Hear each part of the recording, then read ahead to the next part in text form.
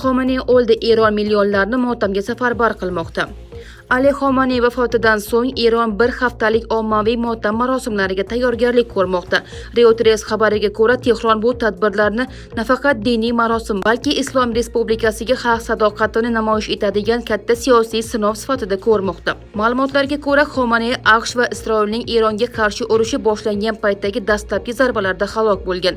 Endi esa 5-iyuldan boshlab Tehronda motam tadbirlari boshlanadi. Keyingi kunlarda Qum va Mashhad shaharlarida ham ommaviy yurishlar, shuningdek, Iroqda maxsus marosimlar o'tkazilishi rejalashtirilgan. Eron rasmiylari marosimlarga millionlab odamlarni jalb qilishga tayyorlanyapti. Mamlakatning turli hududlaridan tarafdorlarni olib kelish uchun transport, yashash joylari va oziq-ovqat masalalari hal qilinmoqda. Mehmonxonalar, chegirmalar e'lon qilgan, maktablar, masjidlar va sport inshootlari minglab odamlarni qabul qilishga moslashtirilgan.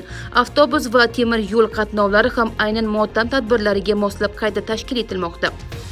Rasmiy bayonotlarda bu marosimlar Eron xalqining tizimga sodiqligini ko'rsatadigan voqea sifatida tasvirlanmoqda. Qum shahrining masjid imomi Oyatulloh Muhammad Saidi hatto shahid bo'lgan rahbarning dafn marosimida xalqning keng ishtiroki Islom Respublikasi uchun yana bir referendum bo'ladi deb bayonot bergan.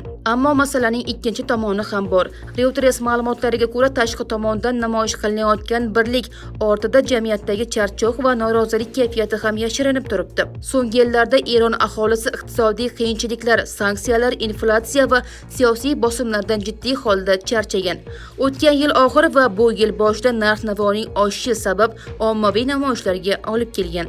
Ayrim namoyishchilarning Xomaneyga qarshi shiorlar aytgani ham xabar qilingan. Shu sabab Xomaneyning dafn marosimi Eron uchun nafaqat motam, balki ichki kayfiyatni ko'rsatadigan muhim sinovga aylanishi mumkin. Chunki 1989-yilda Ruholloh Xomaney vafot etganida millionlab odamlar ko'chalarga chiqqan. Bu safar esa Eron hukumati xuddi shunday ommaviy safarbarlikni takrorlashga urinmoqda. Yana bir muhim nuqta hokimiyat almashinuvi masalasi. Xabarlarga ko'ra, Ali Xomaneyning o'g'li Mushtabo Xomaney Eronning 3-oliy rahbari sifatida hokimiyatga kelgan. Biroq u hujum vaqtida og'ir yaralangan va urush boshlanganidan beri omma oldida deyarli ko'rinish bermagan. Shunga qaramay, Tehron ko'chalarida uning qo'llab-quvvatlovchi plakatlari paydo bo'la boshlagan. Motam marosimlari jadvali ham allaqachon tuzilgan. 4-iyul kuni Ali Xomaneyning jasadi Tehrondagi masjidga olib kelinadi. 6-iyul kuni Tehron markazida katta yurish o'tkazilishi rejalashtirilgan.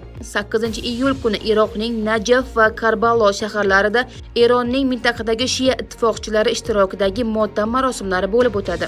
9-iyul kuni esa Ali Xomaneyning Mashhaddagi Imom Rizo maqbarasi yaqinida dafn etiladi. Bu orada xavfsizlik choralari ham keskin kuchaytirilmoqda. Tehron va boshqa shaharlarda havo hududi vaqtincha yopilishi aytilmoqda. Eron rasmiylari esa AQSh yoki Isroil tomonidan yangi hujumlar bo'lsa, keskin javob qaytarilishi haqida ogohlantirgan. Qisqasi, Ali Xomaneyning vafoti Eron tarixidagi eng keskin burilishlardan biriga aylanishi mumkin.